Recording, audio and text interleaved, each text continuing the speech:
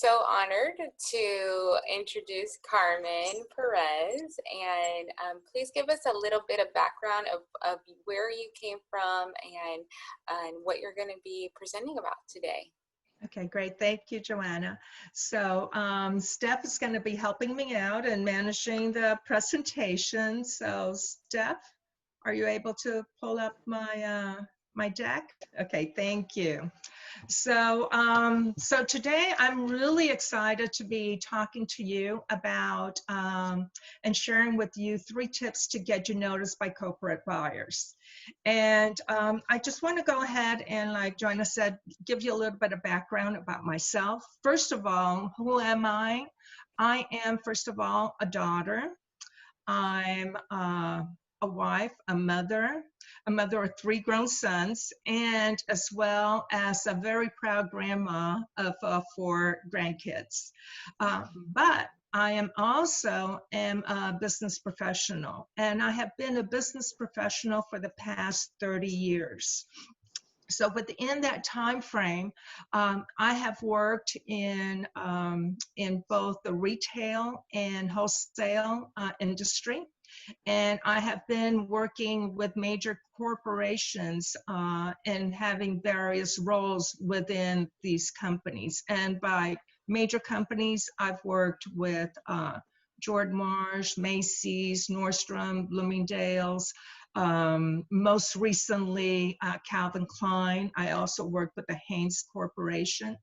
And I had different roles, from being a merchandiser, a trainer, assistant buyer, a sales planner, buyer. So I really am looking forward to sharing with you some tips that are going to help you in getting yourself noticed to the corporate buyers.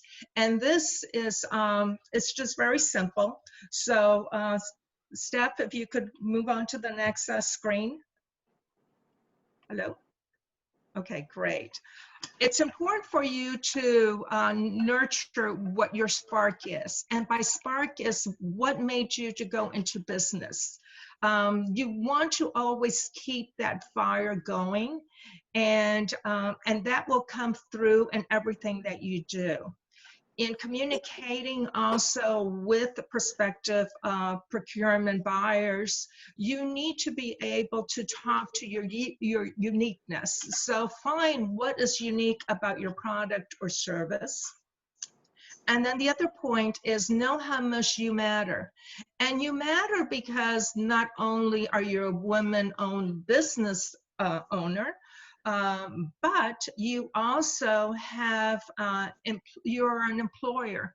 So you provide a salary for your employees that provide and contribute to the local economy as well.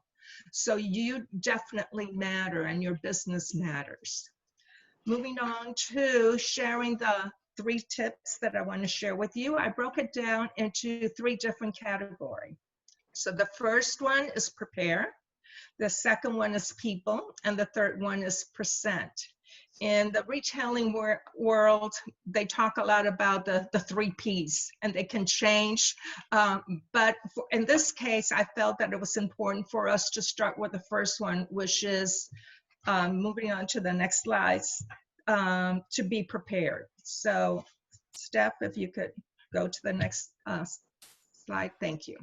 So you want to ask yourself this question: what is the process of becoming a supplier? What are the requirements, and what tools do I need? In order for you to register, you need to really be prepared, because all the registration is done online. So you need to have all the information gathered. Let's go on to the next slide. And what I did was I broke it down to really simplify the different steps of what you need to do in order to make it a smooth process for you to register. The first thing you need to do is your research. You want to research what what companies you want to register with to promote or show and match up with pertaining to your product or your service. when you do your research, you're going to see that the big corporations, they usually do have a direct link so that you can access that information.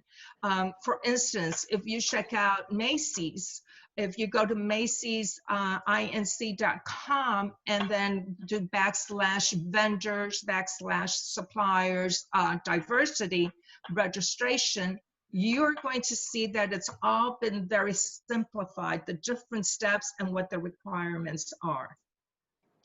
Moving on to the next point, which is certifications. Certifications are extremely, extremely important when you register as a supplier with a corporate identities. Any company that is a corporate company want to make sure that their suppliers have been certified.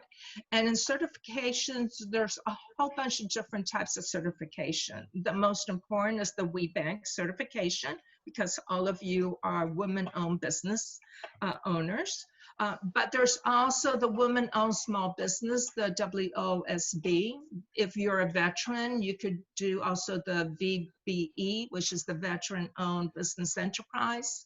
If you're a minority, you could do also the MBE certification. And then if you're into some other kind of more technical and construction, you might go into the CBE, which is Certified Business Enterprise.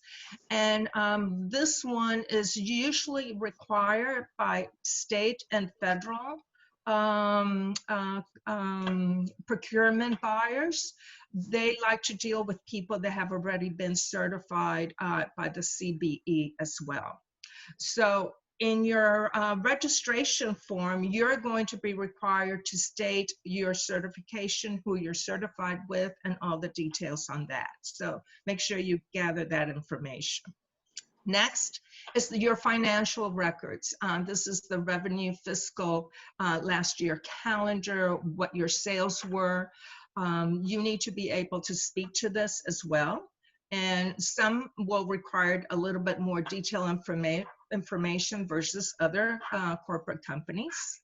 Then the next thing that also will be required is the total number of employees, what the history is.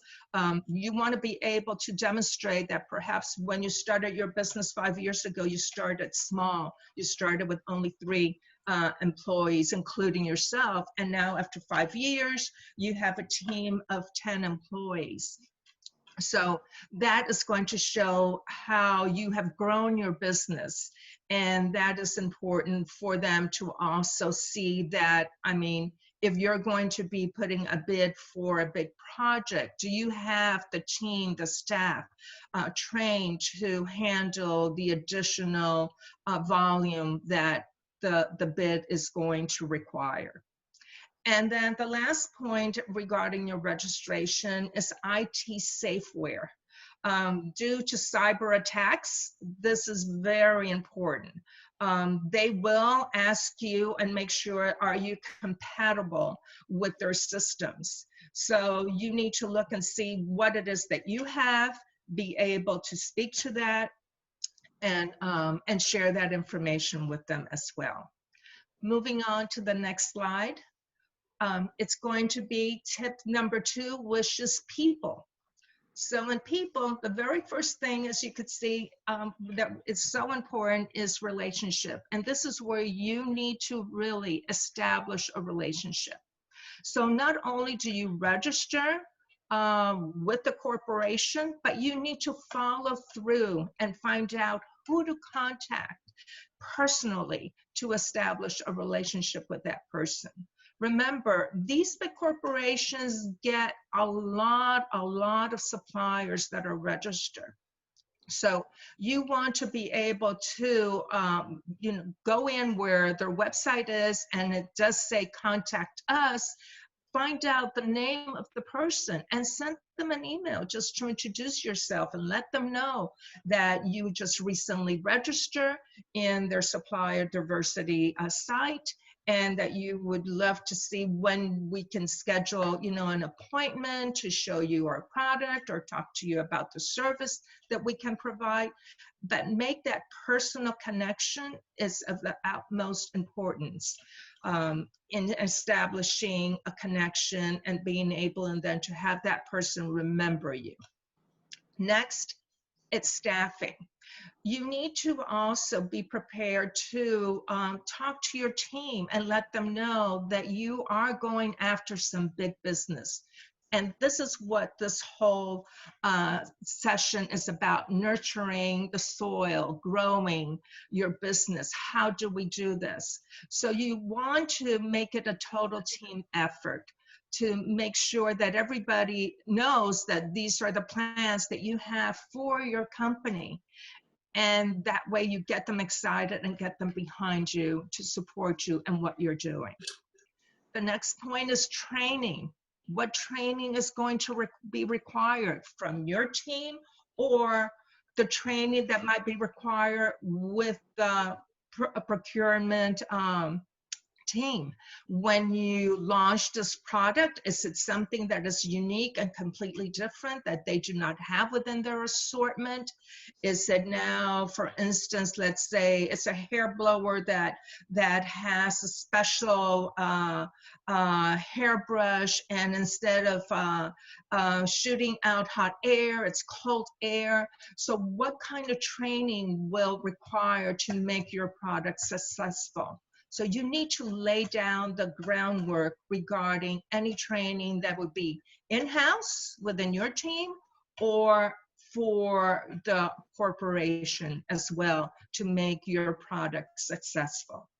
The data compatibility, this is very crucial because once you sell to these huge corporations, you need to be compatible with their inventory, their reordering, their replenishment system. Are you able to e-commerce directly to their clients, to their customers?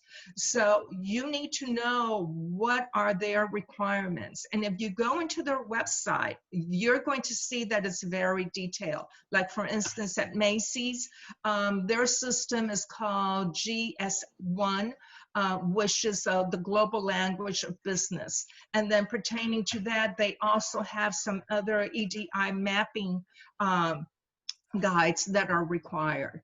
So do your research. Make sure that when you take the time to register, you are prepared seriously to do business with them. And then that logistics, again, is communicating with people, finding out what kind of loading and trucking distribution facilities are required. Who are the contact people that you need to reach out to? So this is very important because yes, you got an order, but you got to be able to ship that order. What is the timeline? What is it that it's required from them? So please make sure that you look into all these different details because that is going to prepare you to be more professional when you actually have that one-on-one conversation with the procurement buyer, and you can say to him, yes, this is what we provide and I can accommodate this and this and this. Or no, I cannot do this now, but I'm working towards, towards making this accessible and making it happen once we get this contract with you. So you've got to be prepared to talk to that. Next, pertaining to reaching out and connecting with other mediums, host a networking party.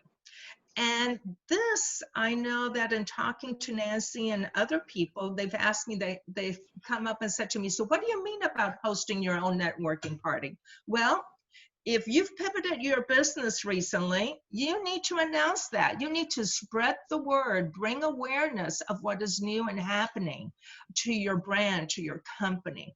If you're launching a new product, you need to do that as well. So who would do it better than you? Because you know really all the details about your own product and your service. So make it a point to get the word out within the industry, within other mediums, and then attend events. Now we have in Orlando in 2 weeks the Go for Green event, which is a matchmaking event. That's a great opportunity to connect with other companies and showcase what it is that your company is all about. Also, the next one that is being, that I just talked to you today in Broward County, that is happening in September 21st. And even though it's virtual, but you still are able to connect with people and get that word out as to what is happening to your company and what it is that is new and exciting and unique. The other point is client referrals.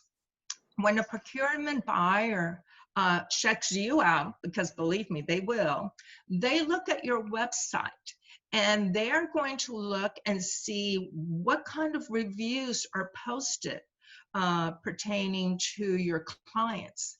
So you want to make sure that you've got some good testimonials there pertaining to your product, your service.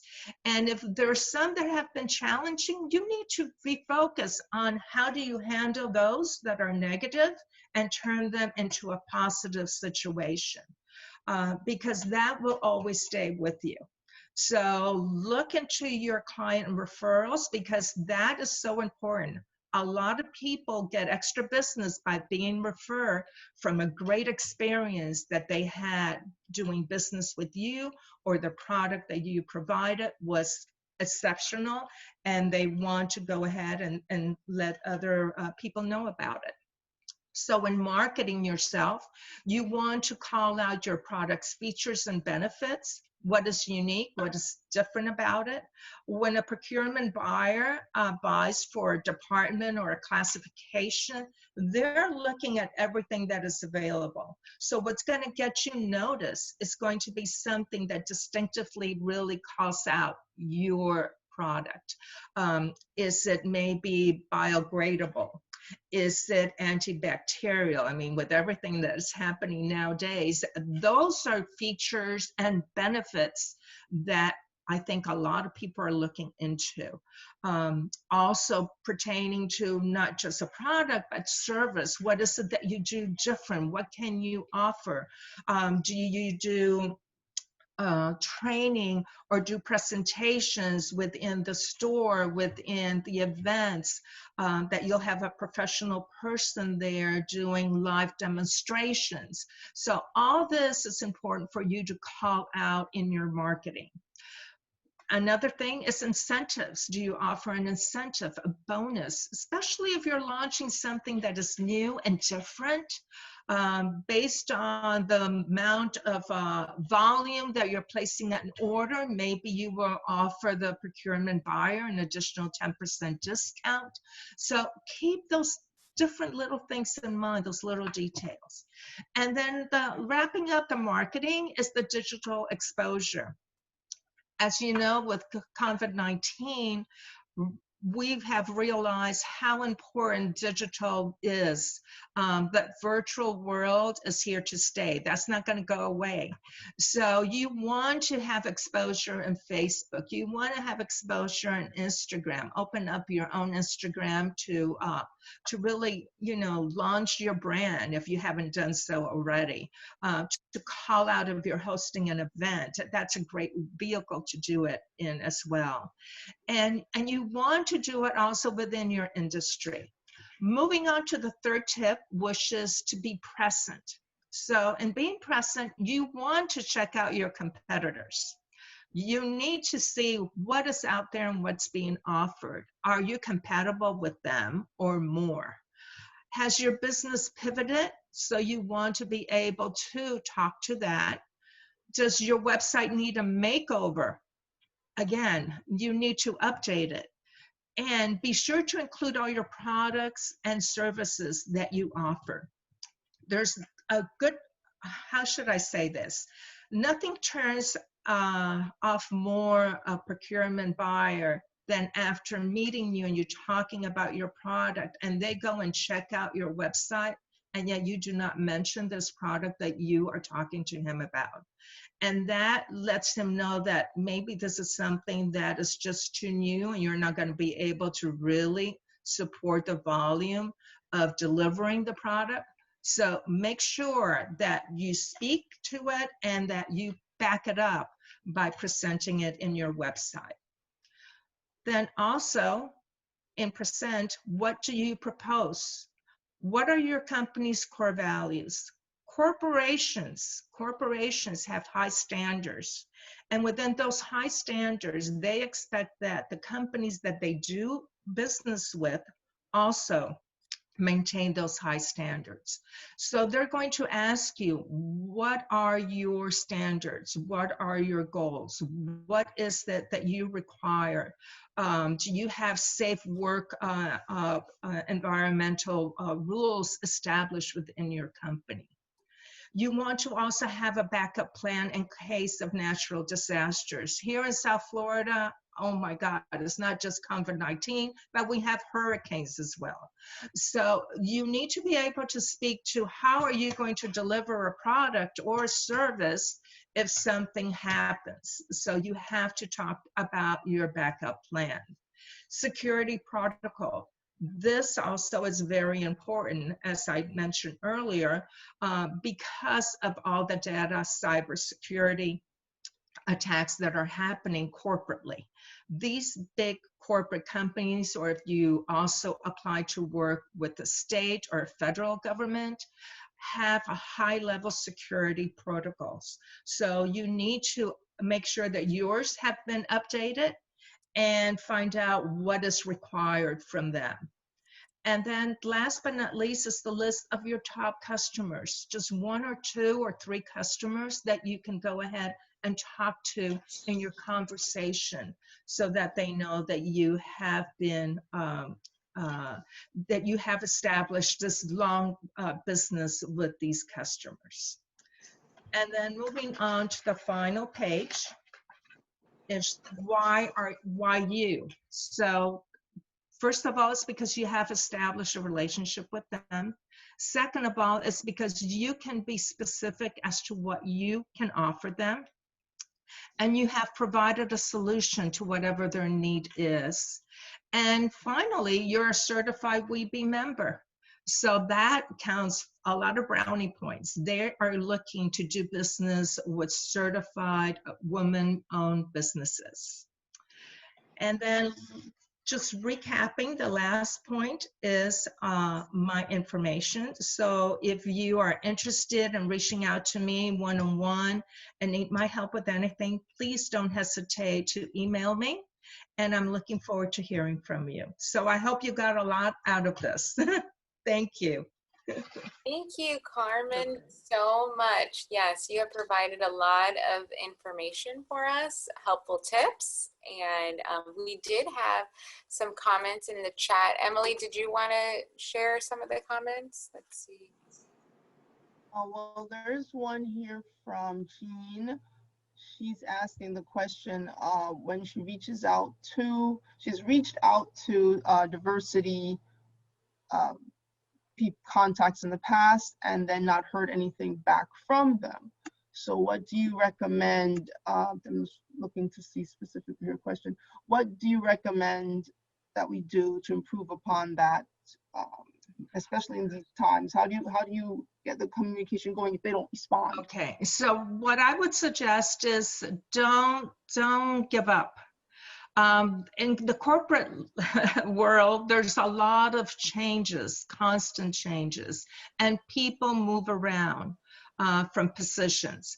So have you, within the last 2 weeks, reached out or looked again into that website to see if maybe perhaps the person that you can contact directly has changed? It's the best thing to do is to try to get a personal email. You can also call them, their corporate office, and reach out to them and say, you know, I have registered as a supplier. I would love to be able to have the opportunity just to check up on my application. Is there anyone that you can recommend for me to follow up with? And take that venue as well to have that personal contact, because corporations are huge and they do get them throughout all 50 states, etc. So you definitely need to just stay, you know, stay strong and stay on course on this. Any other questions? Well, actually, Carmen, let me add too that there is a really fine line between persistence and being a pest, right? Yes, So yes. as you're reaching out, you want to really be careful. I would say try, you know, you register, you follow up, and some of our corporate partners tell us they want you to call them, right? Mm-hmm. And let them know that you've registered.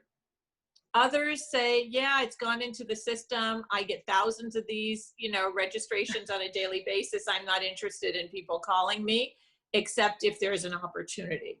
So because, you know, if you do your research, as you mentioned early on, right, you do your research and you know that Florida Blue, Dana Hill, he wants you to call him, then be persistent about calling Dana to say, I registered and I'm just calling to set up a 15-minute call with you to introduce my company. But some other corporation, if you know that they're not going to respond, then kind of, you know, hit the brakes for a little bit.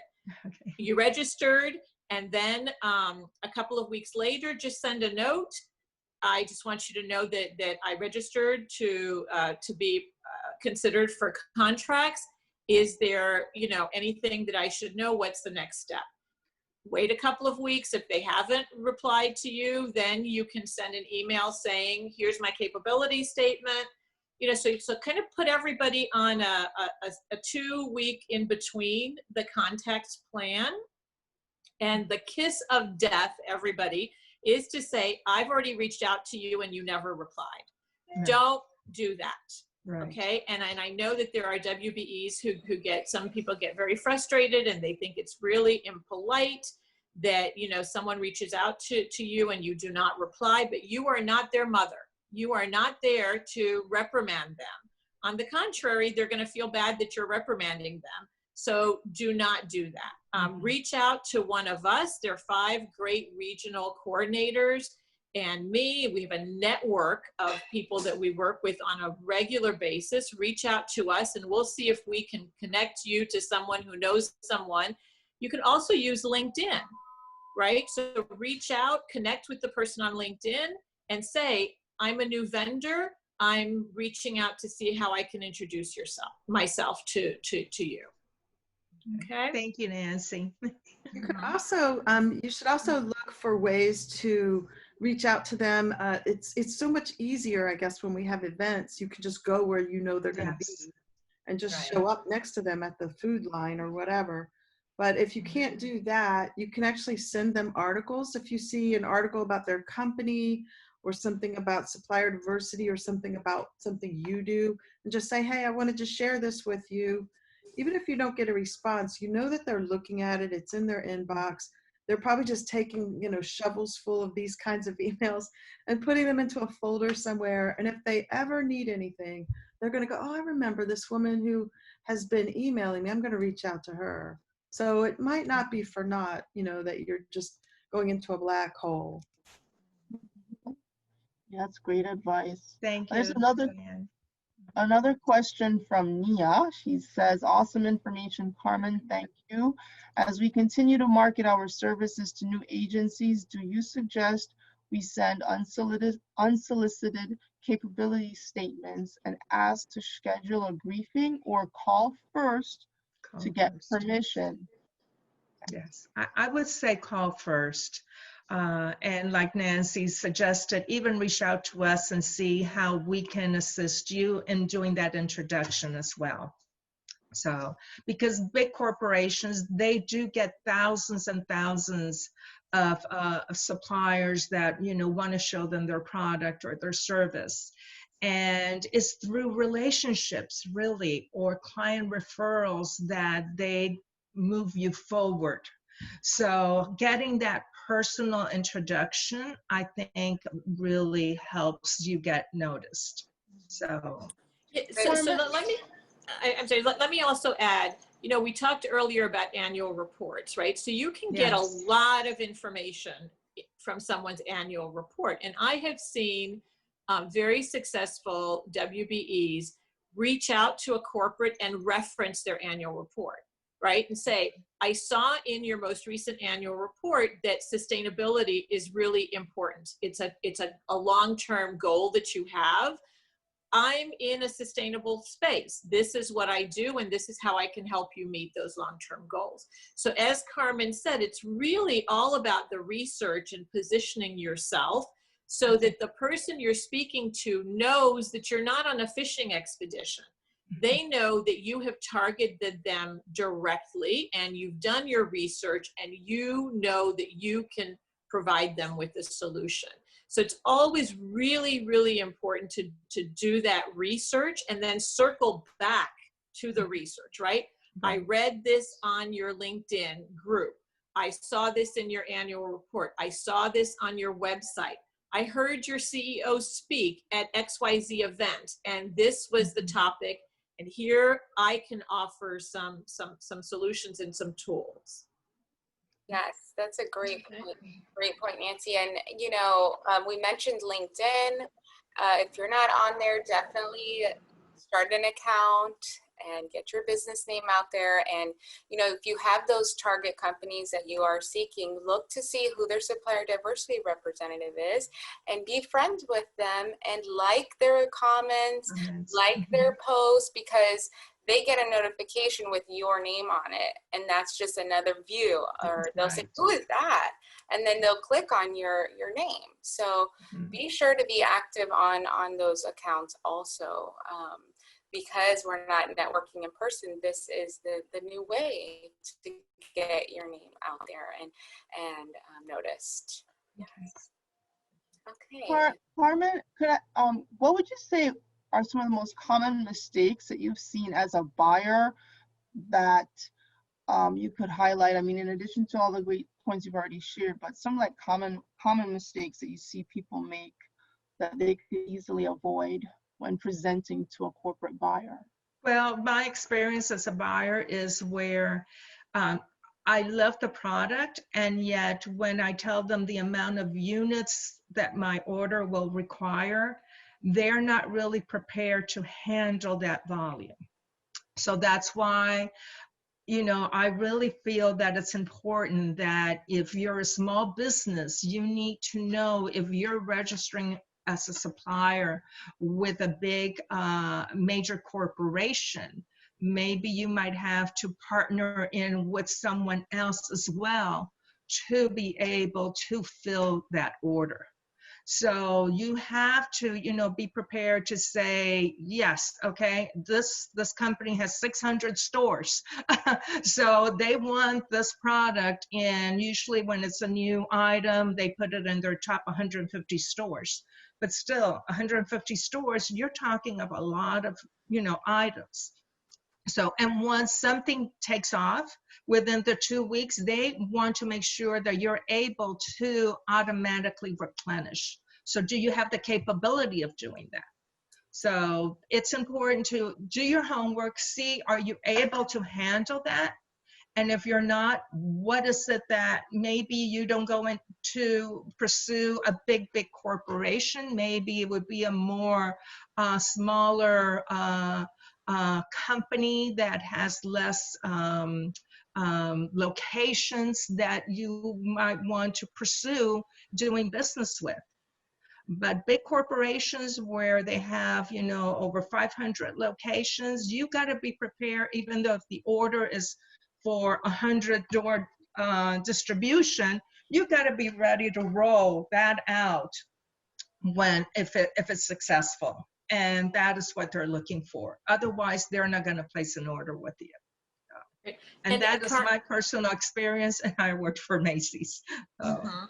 Carmen, that is such a good point. And it reminds me to remind everyone about second tier and third tier opportunities, right? So Yes. Macy's is a great target to have, okay? And what you can do if you know that you can't produce 600,000 units of whatever it is you're providing, what is a good thing to do is to contact the head of supplier diversity at Macy's and introduce yourself as a second tier or a third tier provider. That gives you leverage, right? You also spoke, Carmen, about the importance of partnering. So we're always promoting doing strategic alliances. Find someone who may be in another state, who may be in a similar industry, so that you present yourself as a much stronger company than just you. I think one of the points you made also earlier on, Carmen, is really important, is you have to be authentic, right? You can't pretend. You can't approach a buyer and say, I can do this, and then think that you're going to wing it, because the circle of buyers and the circle of procurement and supplier diversity officials, it's a small circle. It is. And people talk. And if you are, pretending to be something you're not, others are going to hear about it, and you're going to be basically shooting yourself in the foot, right? So look, if Macy's is your target, there are many ways to open that door, right? And Carmen has given us some really, really great tips. Keep in mind also that, do your research, do what you need to do, creating strategic alliances, going on LinkedIn. There's so much information. Go back and listen to this video a couple of times, because Carmen has given some really great examples of what you can do to position yourself to get noticed by the corporate buyers. Thank you, Nancy. Yes, thank you. And yeah, so we did have a question about LinkedIn. If you're, let's see, it says, should I start a new page to properly introduce and customize my new venture? Lisa, yes, I would recommend starting a new page with your new business, even if you don't have that many followers, because whoever follows you from that day moving forward are true potential customers that you're going to have. They're the ones that are going to be interested in what you're offering. And also when someone clicks on your profile again, they're going to know what it is you're selling and promoting. And yes, with your new headshot. Yes. Nancy, could I add real quickly, because to also mention about going in and updating their information on, We Connect, right? Is that, because I know we get requests, we got one just this week, and we, for people saying, I'm looking for this. So I know that that's something too, is making sure that, your registration is always current and up to date on all the databases you're registered. On all the, yes, on all the databases. And that is, thank you for bringing that up, Steph, because that is really important. A lot of business owners register and then kind of forget to update what's going on with their businesses until the following year. So when they have to re-register, right? So you can go in and update your profile even on WBEC Link. So contact Lisa from our office and she'll walk you through that process. You can update your number of employees. I believe you can also update your clients. So if you've gotten some new clients from the time you registered originally to now, keep your profile up to date. All matchmaker events that happen with WBEC, the corporates go into your profile. That's how they select you. So a couple of key things to remember is a search on your profile on WBEC Link will only capture the first 600 characters. So be sure you can even do bullet points, right? Just put what it is you do and how you do it, as opposed to, I'm Nancy Allen and I started my company 20 years ago and we provide blah, blah, blah. Just get into the what we provide, right? So that when the corporates do a search, they'll get right to those keywords. And the other thing to keep up to date as well is your industry codes, right? So if you're starting something new, make sure that your industry codes are up to date. And again, reach out to Lisa, because if it's other than for right now, because of the pandemic, you can switch to PPE codes without having to reapply for certification. But if we certified you in one code and you are now operating in another code that is not related to the one we certified you for, you will get decertified. Okay, so have a conversation with Lisa or contact me and I'll walk you through that process. The exception, as I said, is right now because of the pandemic and so many people are pivoting to providing the PPE, is that what it's called? Personal protective, yes. Yes. Then WBEC actually has a list that you can get on that list, and they update that on a weekly basis. So if you need more information on that, contact us and we'll walk you through that process. Thank you.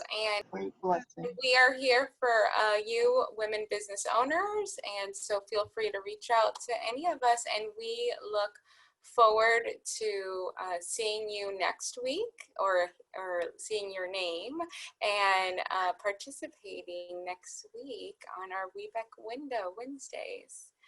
So Great. yes. Thank you, everyone. Thank you. Bye. Have a great week. Carmen, Bye, excellent. everyone. Bye.